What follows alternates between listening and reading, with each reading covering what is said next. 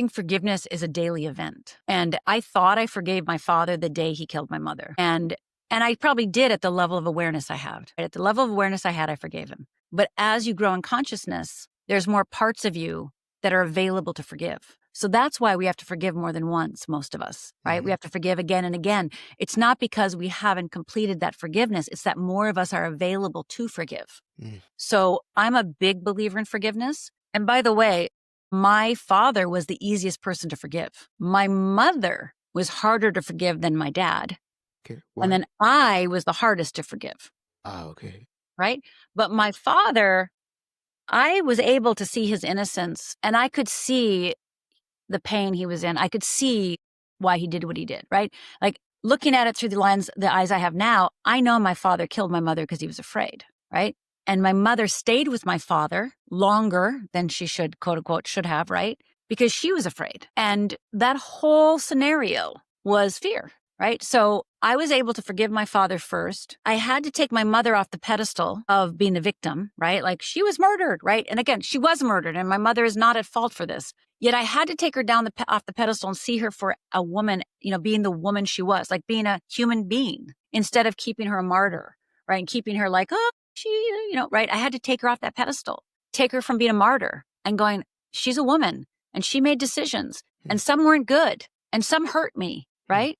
And some weren't wise. And again, I have a lot of compassion and I understand my mother was young and all those things, but I had to take her off that pedestal and see her for being a human being. And then last person was me and forgiving myself for not saving her and not stopping him. Yeah.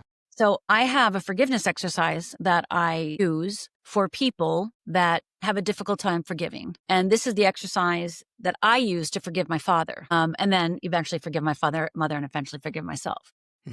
And, I don't know how I knew this exercise. I mean, I don't know how I figured this out, but I did. I started doing this exercise when I was still drinking, DUIing and suiciding. I started doing this exercise. I did it obviously for many times afterwards, but I was desperate to get out of the pain I was in. So I just made up this exercise. And now looking back on it and understanding neuroscience and understanding all of the components of it, it was like, yeah, that's a really good exercise. Because what it does is it shifts your neural pathways and it helps you live in the paradox of forgiving and being angry or frustrated or feeling all the feelings you have and forgiving at the same time.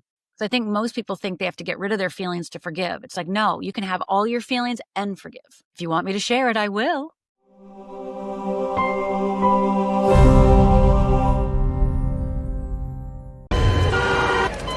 Aletheia Companion is now live on the App Store. A calm biblical wisdom companion for money, work, purpose, generosity, stewardship, and life decisions. It helps you slow down, reflect, seek wisdom, and take one faithful next step before pressure makes the decision for you. Download it today and leave an honest review if it speaks to you. Thank you.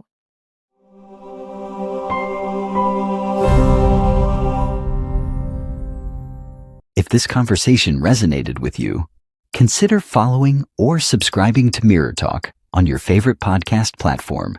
You can also support the show by sharing this episode with someone who might need it and by leaving a 5-star rating. It helps these conversations reach more people who could benefit from them. Thank you very much.